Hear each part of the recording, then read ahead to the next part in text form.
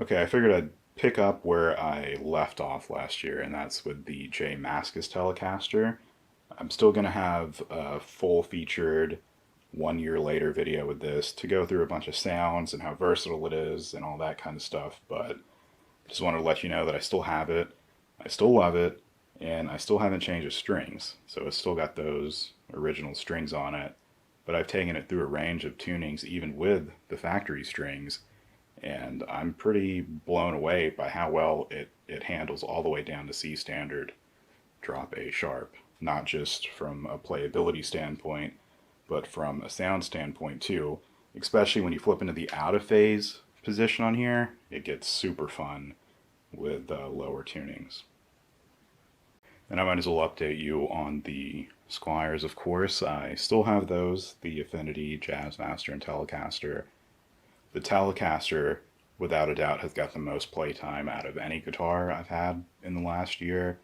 I've changed the strings probably half a dozen times on it, set it up in all sorts of different tunings, still got the stock pickups in there.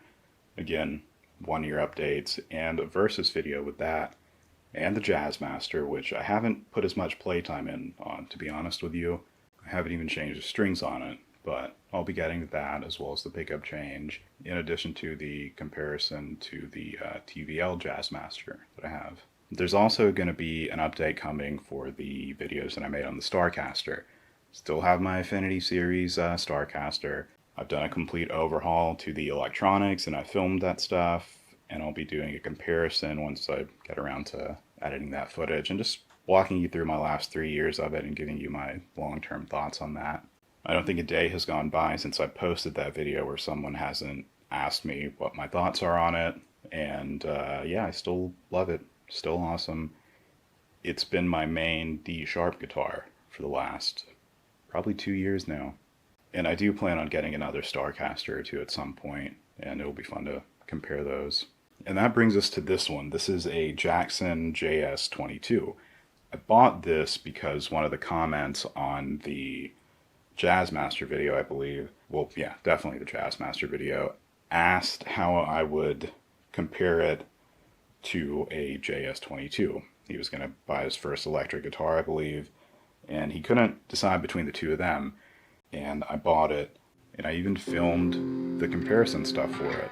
I filmed running it through HX Stomp and more complex signal chains, but I also filmed a segment where I played this and the Jazzmaster back to back through my old PV Viper practice amp, and recorded that with camera audio just to really give a real world example of it without all the bells and whistles of running through an HX Stomp and these complicated signal chains. Again, I was very impressed with this, and spoiler alert, I picked this one. It's not that I don't love the Jazzmaster. I do. I still have it for a reason, and I have plans for that guitar. It's just that this one, I think if you're starting out, I don't know if there's going to be a better value to be had for a beginner. When I bought it, it was about $189, and it's got a compound radius, 12 to 16, which is pretty wild. The back of it here has this carve. Again, that's pretty wild for the price point. The neck feels great.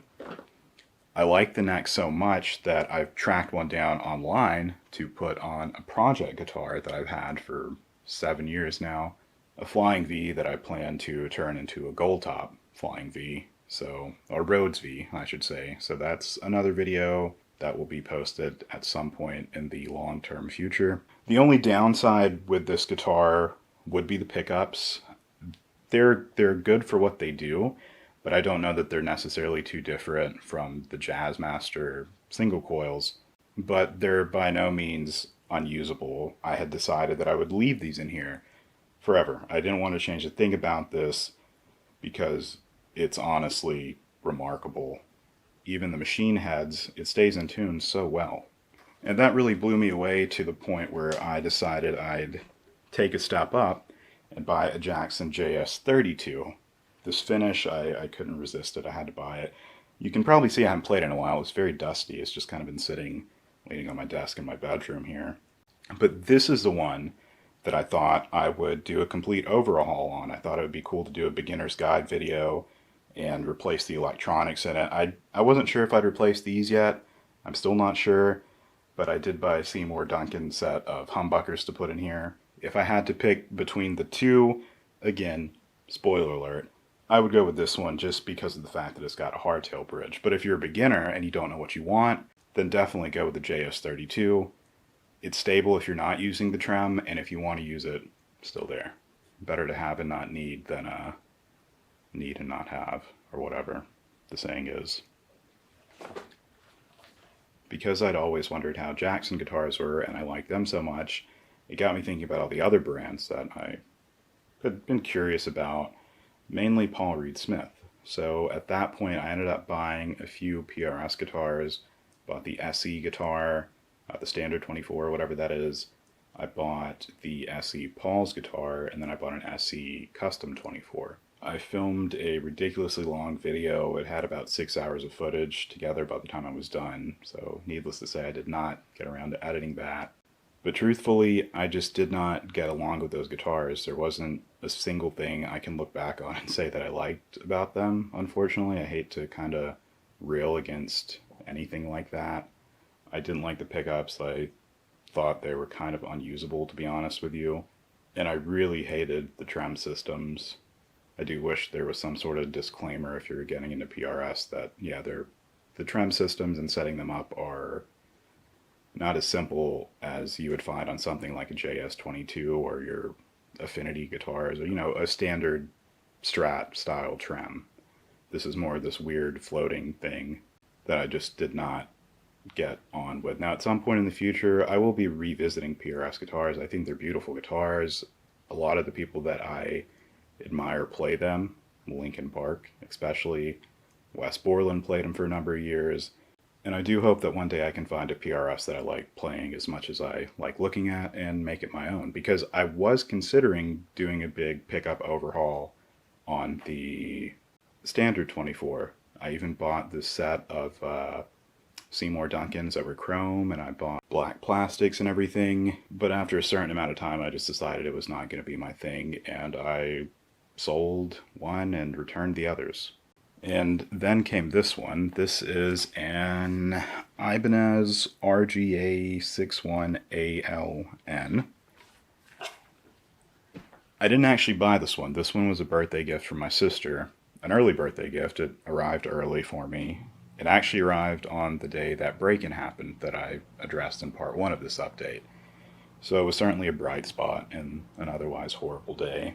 I played this guitar a lot in October, just for the aesthetic, but mostly just lounging on the couch and stuff. I didn't plug it in much with everything that was going on, and I still haven't plugged it in much, but when I have, I do love this, and I don't think I was super into the pickups, sound-wise. Love the aesthetic, looks very cool, but I don't know if it's fair to really judge them because I never had the time to sit down and dial in sound specifically for this. Tuning stability wise, it's amazing. This bridge is very cool, low profile, and that's nice for palm mutes. Nothing's digging in your hands or anything. Locking tuners, really fancy wood on the fretboard and the back. I'll have to reference what that is and put it in writing because I can't remember off the top of my head. But this is very fun, and I can totally see this becoming one of my main guitars at some point. The only reason it didn't become my main guitar, so to speak, is because this one came in. Again, this is another one that I didn't buy for myself. This was another birthday gift from my sister. She was kind of bummed that the Ibanez happened to come in the day of the break-in. She felt like it was tainted. And I have an amazing sister, and she said this was her first choice to begin with because it's something that's not what I would usually go for, especially with the Bigsby. So she turned lemons into lemonade, or whatever that saying is, and bought this Gretsch for me, and it arrived on my birthday. And I was completely overwhelmed by this because I was not expecting one guitar, much less two. And she was right. This is not something that I would have picked on my own initially. but it is perfect. These pickups have completely shattered any preconceived notion I had about Gretsch guitars and what they're capable of. Right now I've got 13 to 56 gauge strings on here, and I have it tuned to C sharp. Just because once I played it with the normal strings and standard and drop D for a while, I wanted to see how to change strings on a Bigsby, first of all. Second, I wanted to see how it would handle heavier strings and setup and needing to really put the pickups through their paces. So this became the guitar that I've plugged in more than any over the last year. And of course, in the future, I'll be using it in videos and making videos for this one, because I'm happy to share the sounds that I've dialed in with it and how awesome it is. So the Gretsch and the Ibanez were awesome surprises for me, and I really sunk my teeth into those two, especially that Gretsch. I was not really considering buying anything else at that point. But then one day a customer walked in at work and wanted to know if I wanted to buy this thing. And I did, despite the fact that it was in horrible shape. This is a 1986 Squier Japan-made medium scale P bass. So I really hit the lottery, I guess, with this one. If you don't take into consideration the fact that I had to gut the thing, the bridge was fossilized, the electronics were fossilized. Fortunately, I was able to save the pickup. There was enough good lead left and the ground wire as well. The Pickguard, I've also decided to keep. I did send this off to be measured, and I was going to get a different Pickguard custom made for it, because I think the whole thing's like 7% smaller than a standard bass or something weird to where I can't just go buy a replacement. So drew a sketch of the Pickguard, sent it off, got a few samples back. I've decided to go with neither of these. I was going to go with a gold sparkle, but then I thought about it, and you know, this survived, so I might as well reward its perseverance and use it. Put a new bridge on here. Right now I've stalled because I can't find machine heads that fit. I found some that go into the actual peg head openings, but because of the size difference of the headstock, they all struggle to fit in there, so I'm going to have to find out something that can fit. I think I found like some Hipshot ultralights or something I'm going to try at some point. This is another one that I did a ton of filming with back in October. I filmed all the little micro restoration stuff I did, but at some point I will complete this as soon as I find those machine heads. I even got custom gauge strings made for this, so I'm all ready to go. I just got to find machine heads and sit down and wrap that one up. I can't wait to hear how it sounds, and I can't wait to record how it sounds and share that video. Looking at that bass reminds me that I have this one that I could go ahead and show, because I don't know at what point I'd ever make a video with this one again.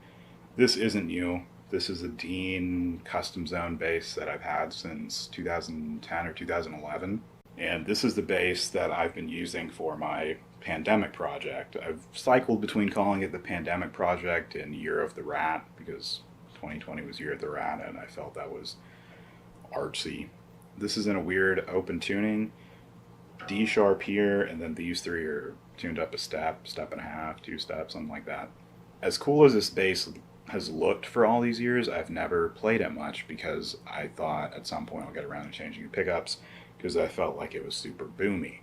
With the nature of the tuning for the Year of the Rat thing that I'm working on, since that's tuned up, I felt like this would be the perfect time to break this bass out and use it, and I was right. Going up a couple steps or whatever the tuning is, I can't even remember it right now, really utilizes the strengths of these pickups. So I'm happy to have finally found a musical home for this bass. And since I'm talking about the Year of the Rat stuff, I might as well bring out the guitars that I've been using for that, because I, again, don't know when I would ever really show these off. In 2020, I picked this one out as the main guitar for that, because I kept it at work, just on a little stand, and I tuned it up at some point randomly. It's out of tune right now. But I don't mean I put it in tune, I mean I literally tuned this up to F sharp and tuned these all up. Eventually I ended up settling on dropping this to D sharp. So from February, March of 2020, whenever the pandemic hit into full swing COVID-19 thing, I was pretty much inseparable from this guitar. I even bought a little gig bag for it. I put some green gaff tape down here so it would quit sliding around in my pajamas.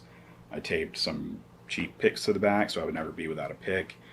And I wrote a ton of stuff on this and used it exclusively to February of 2022. And when I say writing, I don't mean anything complicated. I just, whatever idea I have when I'm noodling around, I'll grab my cell phone and record it. At some point when I'm ready to develop those seeds into full-fledged ideas, I guess, I'll get a little fancier with things. So in February of this year, when I decided to really start working on that album, I ended up going with the Affinity Telecaster initially. It did really good at that, but with this tuning being up, this tiny scale length, whatever it is, works perfectly. I think it's like 20 or 22. So I eventually ended up going back to this and starting over. I tend to do that a lot. I changed the pickups on here, and I filmed that as well because I really wanted to highlight the Minion series stuff from Jackson. I just realized that I said I never tried a Jackson earlier in this video. I meant I never tried like a real Jackson, you know, a full-sized one. But this one and the other one that I'm going to show you next is what really motivated me to go ahead and invest into the JS22 with the encouragement of that question about whether I would pick that or that Jazzmaster. At various points in 2020, I decided to play around with this thing. I pulled this out of the closet. I had removed that the tone knob a long time ago and moved the volume knob back. This is a Rhodes Minion. This one and the other one that I was just showing, they both have rosewood fretboards. I got these back in 15 or 16. They were still using rosewood on stuff back then, so that was really cool that I managed to luck out with rosewood on these. This was actually the first Minion that I got, and I didn't do much with it. This was my standard tuning guitar, so I kept it in E, and if I wanted to play along or learn some Metallica riffs or something by people in standard tuning, I would go to this. Once I started using the other one for Year of the Rat, I really wanted to use these two pickups for some of the sounds that I had in mind.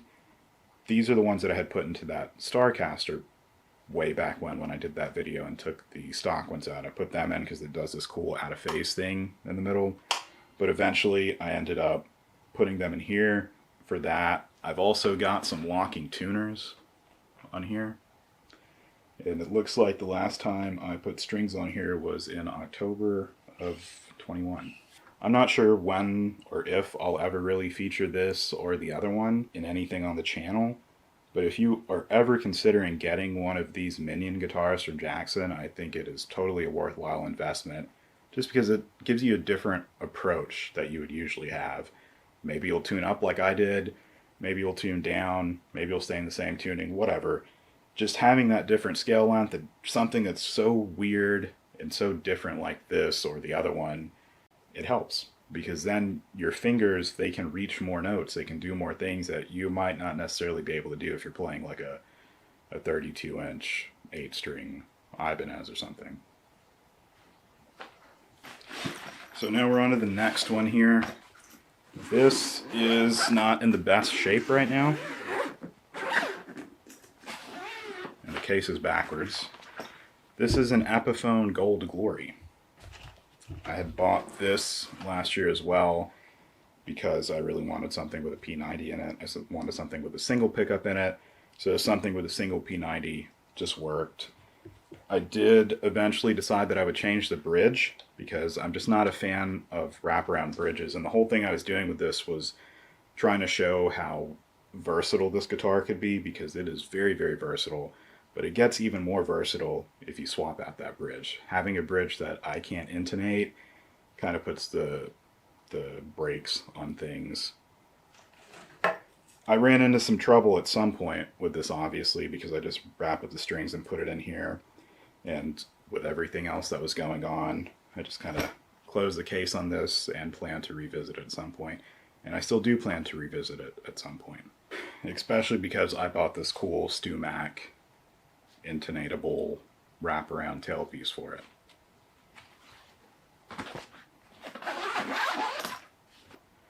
But seeing a gold Les Paul reminds me of another Les Paul that I'll show you. And it reminds me of gold, which makes me think of the Friedman amps. So I'll circle back to another thing that never saw the light of day last year in 2021. That was a Friedman BE-OD mini amp video that I had planned to do. I bought that little mini amp as soon as it was announced. I obviously love Friedman stuff from what I've seen and heard on videos and records and all that stuff. But I got it, I filmed a bunch of stuff with it, and I realized I was not happy with it. I thought it sounded horrible, to be honest with you, and then I did some digging and found out it's basically the pedal, which I own and find to be much more usable and a much better investment than that mini amp had, for me at least.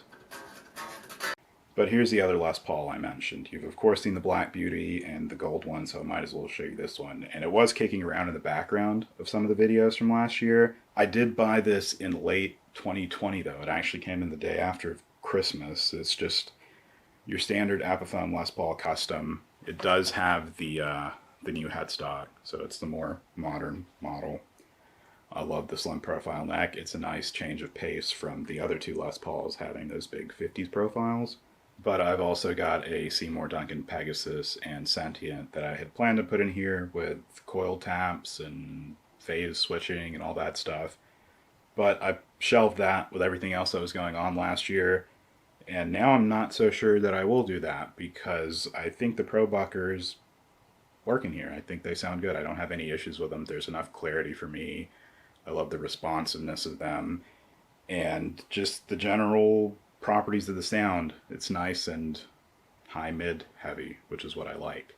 I used this one quite a bit last year. I even filmed a little setup video with it and my first attempt at a vlog when I was dealing with a winter storm, but it was just one of those things that never got finished. I also want to go ahead and mention another thing besides guitars, and that's my new drum kit that I bought a couple months back. The Tama Club Jam Pancake Mini Kit. There's going to be videos coming with that soon as well. Not as soon as the guitars because I have to get back to practicing my drumming.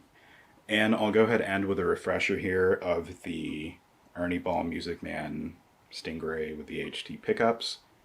There's going to be more stuff coming with this one soon. Of course, I covered it a bit in part 1 of this channel update. But here's the other one. The other Stingray that I mentioned in that video, a Sterling one. This one I was super blown away with because I was able to compare it to the Music Man. I haven't plugged it in yet, but just from some couch noodling and unplugged playing, it feels just the same, to be honest with you. I'm eager to plug it in and eager to make videos with that. And I can only hope that you're eager to stick around and watch them. So if you want to stay around for those, or if you want to know or hear or see anything about any of the stuff that I've covered, let me know in a comment ahead of time. Since I haven't uploaded those yet, there's still works in progress on everything. The drum kit, all the guitars, the basses, all that stuff. If there's anything that you would like me to cover, please let me know. I'd be happy to do so. And I'm happy that you've watched this. So thanks again.